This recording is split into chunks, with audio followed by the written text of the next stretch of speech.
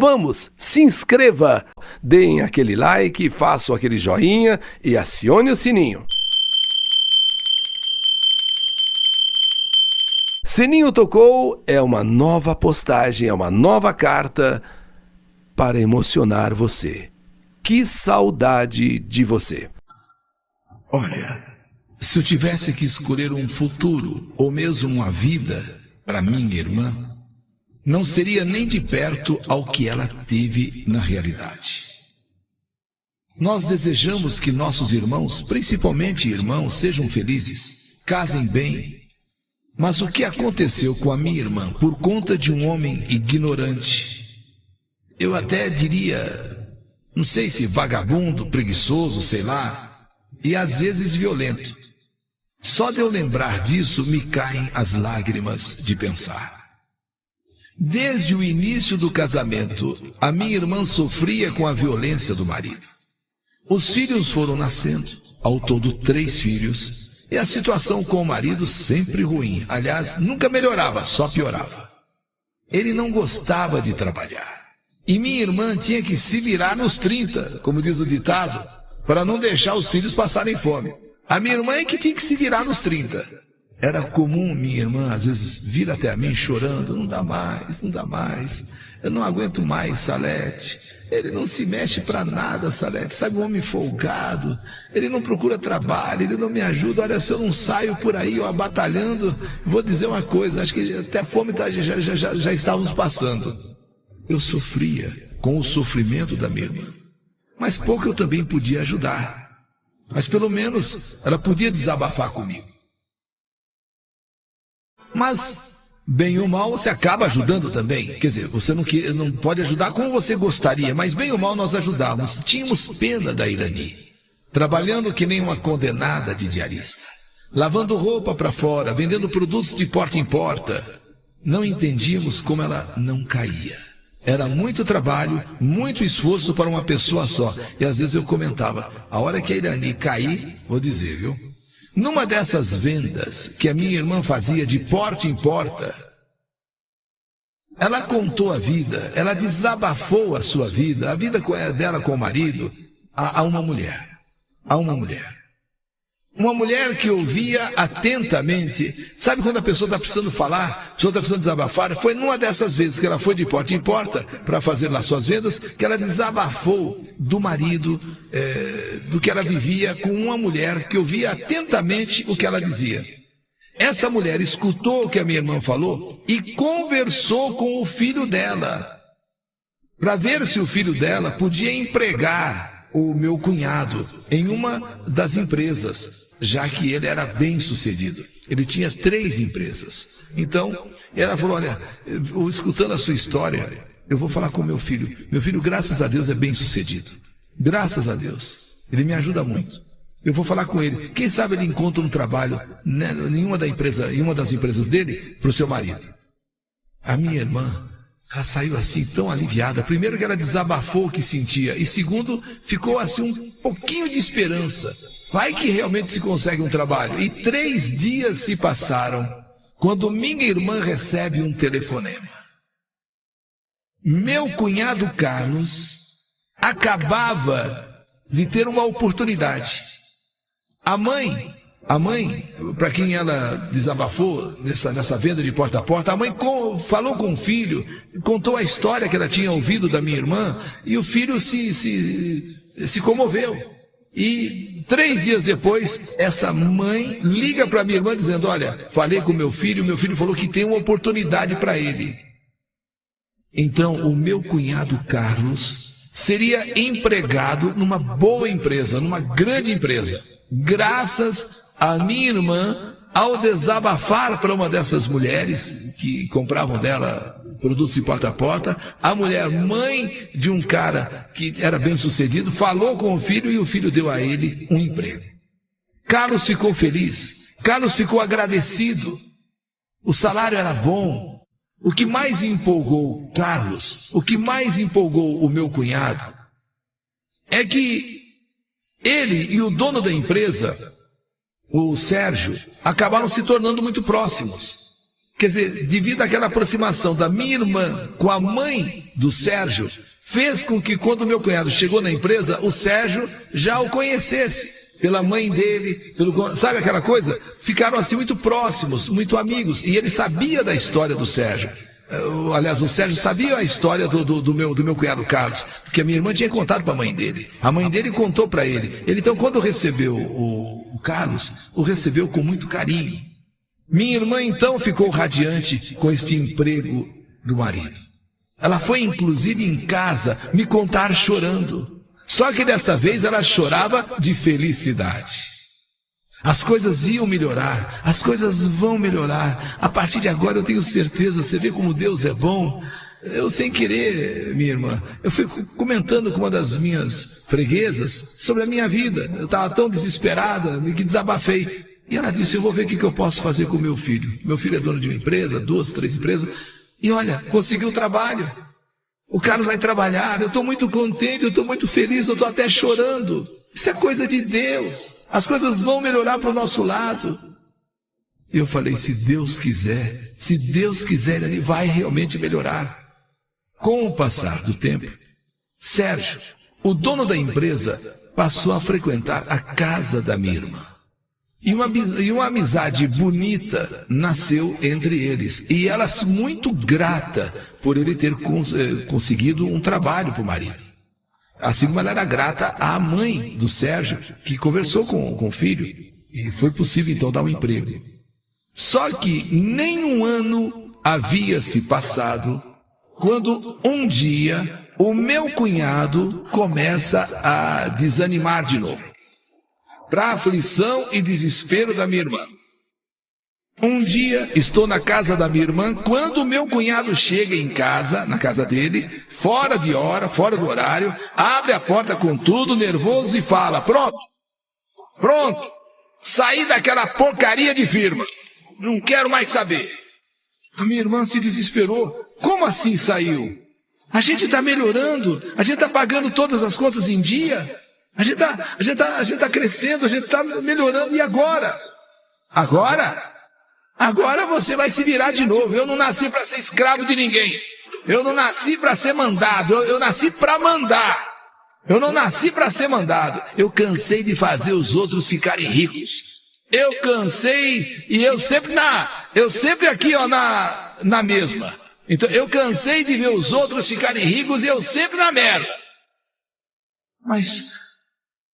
Mas Carlos, foi um trabalho tão difícil de ser conseguido. Poxa, você é tão conceituado, tão querido. Não. Empregado do mesmo jeito. Empregado não quero mais ser. E foi pro quarto, se jogou na cama e apagou. Dormiu o resto da tarde. A minha irmã ficou num estado que dava pena. Agora que as coisas estavam indo bem, agora que eles estavam deixando a vida em ordem, e até de repente, por que não dizer, estava até começando a sobrar os primeiros dinheirinhos, né? E ele colocava tudo a perder por causa daquele temperamento dele. Aliás, até ele demorou muito. Ele quando ele vai em empresas era assim, 3, 4 meses, no máximo 5. Nessa chegou a quase 1 ano. E talvez mais pela amizade, pela consideração do Sérgio, o patrão. À noite, depois desse acontecimento, à noite, Sérgio foi na casa da minha irmã para saber do meu cunhado. Ela pediu para ele entrar. Ela fez um café fresquinho. E os dois começaram a conversar. O marido ainda dormia. E ela desabafou. Ela desabafou com o Sérgio, que foi um amor com ela. Foi uma pessoa boa para ela, dando emprego para o marido depois que ela comentou com a mãe dele. E ele, o Sérgio, super compreensivo. Talvez, se fosse em outras circunstâncias, tivesse até mandado embora o Carlos, porque o Carlos já vinha vindo já, ele estava falando, olha, já desde algum tempo o Carlos já não está mais satisfeito e tal, mas, poxa, ele não precisava ter ido embora. Conversasse comigo, ele abandonou tudo, e nisso ele, o meu cunhado, aparece na sala. Os dois começam então a conversar. E o meu cunhado fala na cara do ex-patrão agora, o Sérgio. É que eu não estou afim mais de ser empregado, viu, Sérgio? Não estou mais afim de ser empregado, não. Ser escravo, não. Agora eu também quero ser patrão. Agora também eu quero mandar, porque eu não nasci para ser mandado. Mas, ô Carlos, dá um tempo, melhora um pouco mais a sua situação, mais a sua vida. Não.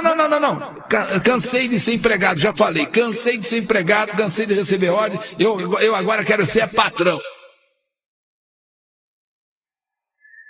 E sendo assim, direto e seco com Sérgio percebeu que ele não estava bem. Inclusive sentiu um certo cheiro, sei lá, talvez de álcool. Meu cunhado volta para o quarto e Sérgio e a minha irmã continuaram conversando mais um pouco. Até que meu cunhado volta para a sala novamente. E a minha irmã dispara: amor, pensa bem. Eu estou conversando com o Sérgio. Você pode voltar a hora que quiser. Ele está dizendo, a vaga é sua. Então deixa de bobeira, volta. Porque um patrão bom desses vai ser difícil achar. Um patrão bom desse aí, você talvez nunca mais vai encontrar. O Sérgio aqui, olha, ele mesmo está dizendo. E o Sérgio dizendo, não, realmente, poxa, não tem nenhum problema não. Você pode voltar. Talvez você esquentou um pouco a cabeça, está um pouco nervoso. Mas pensa melhor, pode voltar, o emprego é seu.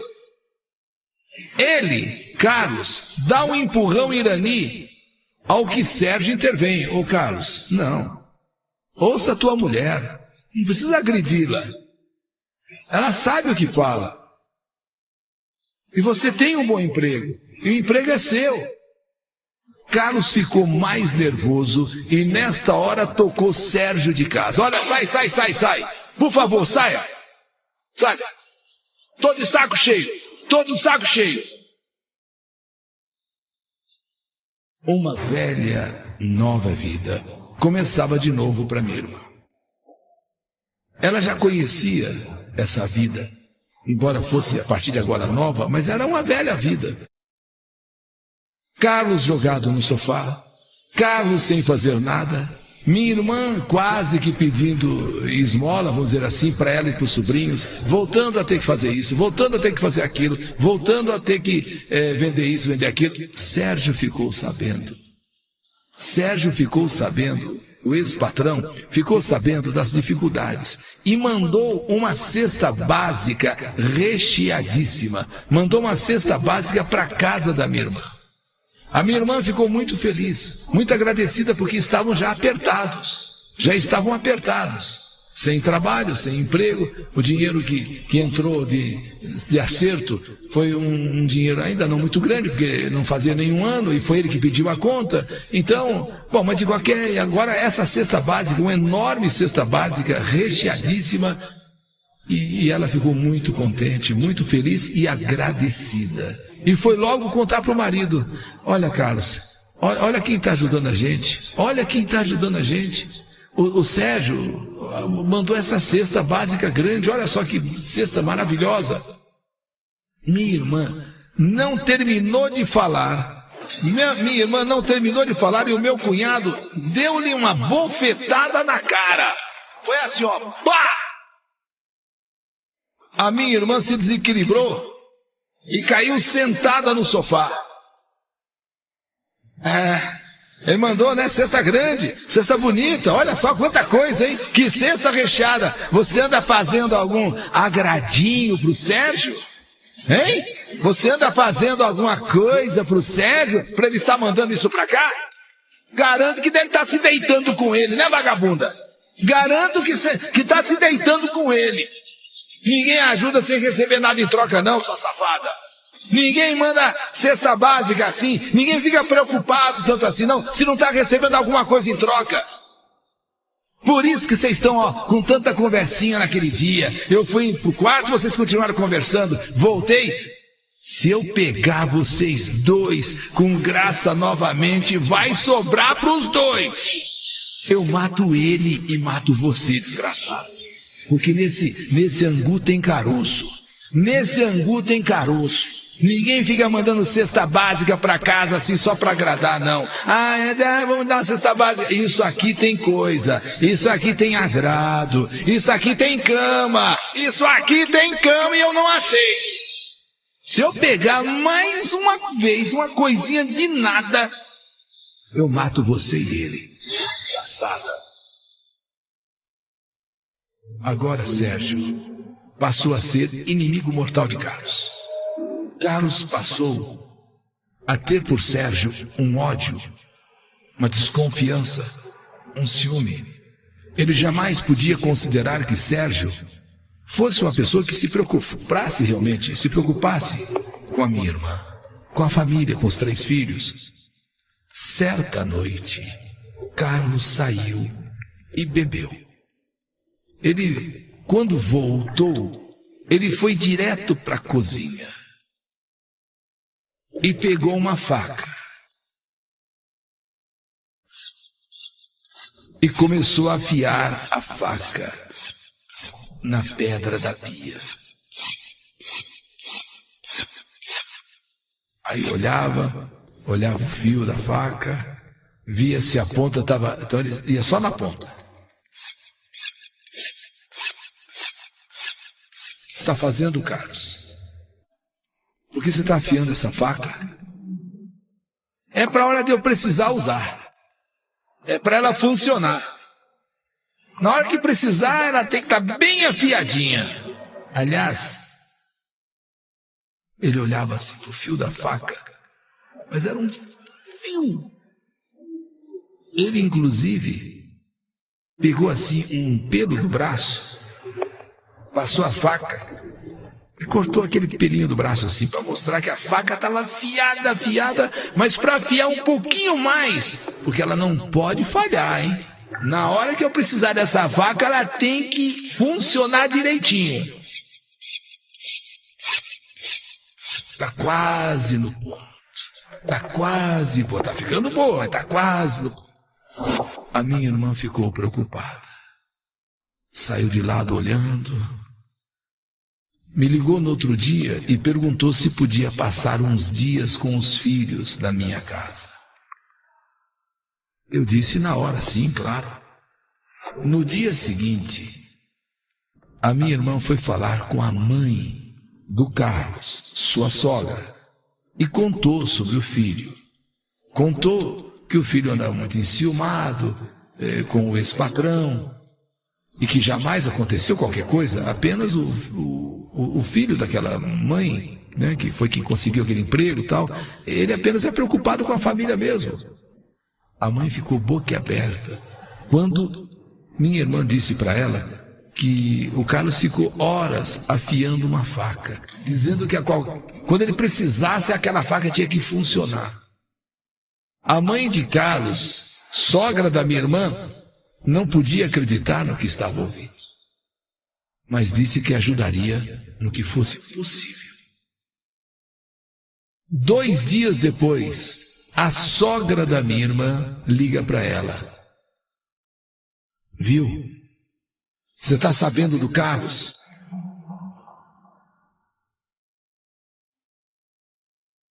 Você está sabendo do Carlos? Ela falou, não, eu estou aqui na casa da minha irmã 2 dias depois, mas eu não estou sabendo nada não.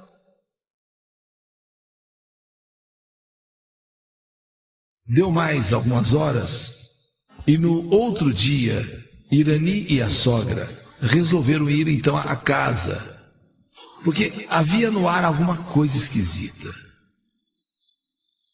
Carlos amolando aquela faca, e da maneira que ele falou, para quando eu precisar ela funcionar, ela tem que cortar, ela tem que estar em cima da pinta mesmo.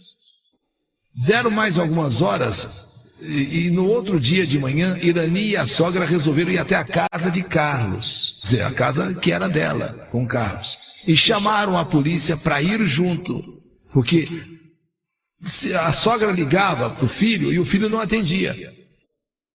Trabalhando não estava, né, largou do emprego, então tinha que estar em casa. Em casa também não estava. E a sogra, a mãe no caso, começou a se preocupar. O que teria acontecido? Depois que ouviu da nora aquilo que ele tinha dito, que aquela faca ele estava afiando para os 2. Ele ia acabar matando os 2. Então ela pegou as crianças e foi embora para casa, na minha casa. E a sogra ligando para o filho e nada do filho atender. Então ela, a minha irmã e mais a sogra resolveram ir na casa deles, para saber o que estava acontecendo, se ele estava lá. Mas chamaram a polícia para todo efeito, porque nessas alturas, e se ele, o Carlos, De repente, com aquela faca afiada, parte para cima dela. Então chamaram a polícia.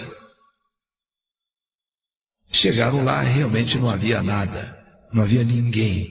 A casa fechada. Numa situação como essas, em que a pessoa tinha que estar ali e não está, ou se está, não atende, a ordem é colocar porta abaixo. É vasculhar tudo. E assim o fizeram os policiais.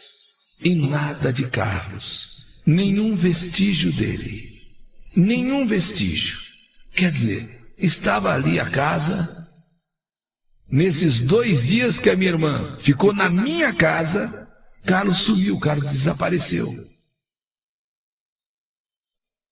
E com a polícia que colocou aquela porta abaixo e fazendo uma procura, uma varredura, nenhum vestígio de Carlos, eis que um policial grita: venham aqui no banheiro.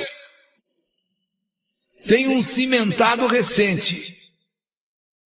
A minha irmã correu, foi ver e disse que nunca teve nada ali.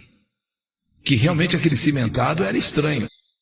Chegou a pensar só se alguém veio desentupir algum cano, consertar alguma coisa, mas até quando eu fui na casa da minha irmã, estava tudo funcionando.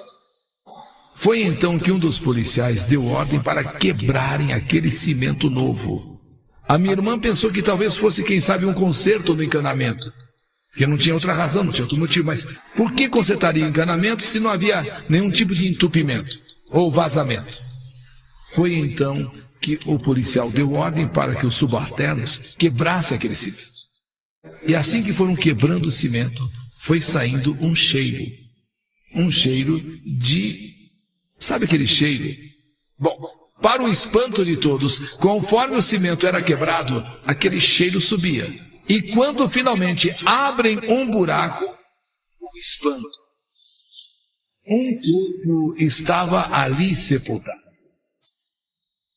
O corpo de Sérgio. Nesta hora, a minha irmã desmaia. Ele, Carlos, havia cumprido a promessa idiota que havia feito. Ele, Carlos, havia realmente cumprido o que tinha dito. A minha irmã nunca teve nada com Sérgio.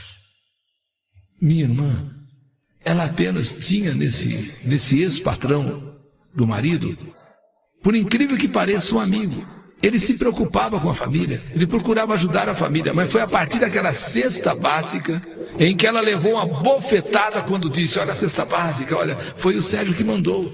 Ele deu uma bofetada que ela caiu sentada no sofá. E aí já levantou a suspeita. Ninguém manda uma cesta básica assim se não tiver alguma coisa em troca. Aqui tem cama, eu tenho certeza. E não tinha coisa nenhuma, apenas era uma pessoa preocupada com uma família. Não foi difícil para a polícia encontrar Carlos, que logo confessou o assassinato de um inocente. Carlos está preso.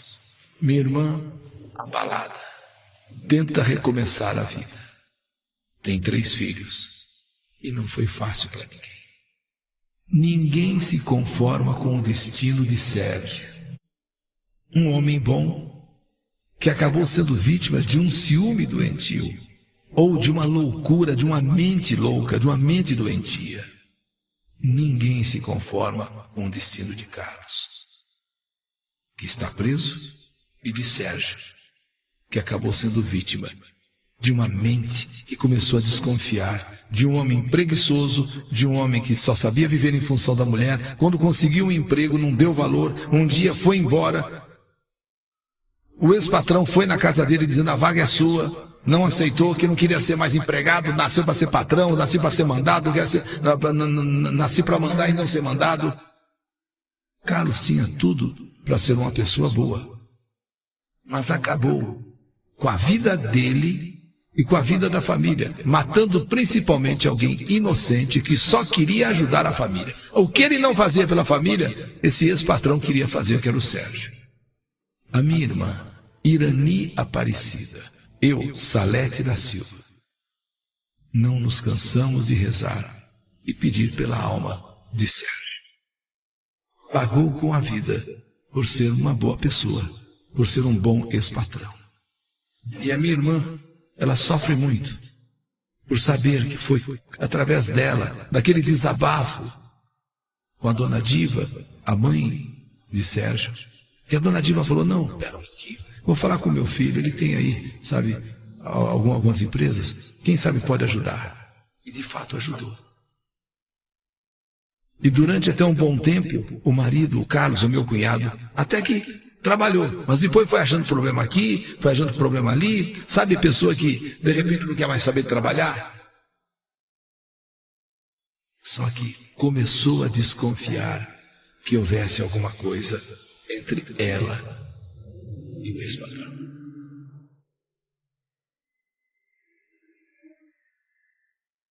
Ele o matou com aquela faca que ele afiou. E o sepultou dentro de casa, abrindo um buraco no banheiro.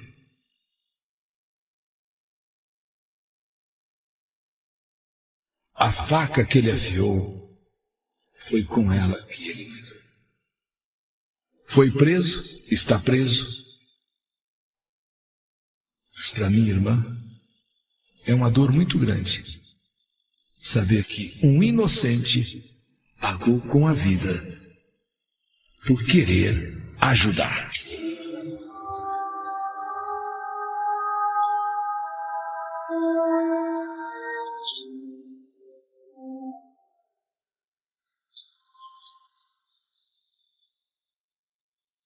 Rádio Capital é mais uma história que a vida escreveu.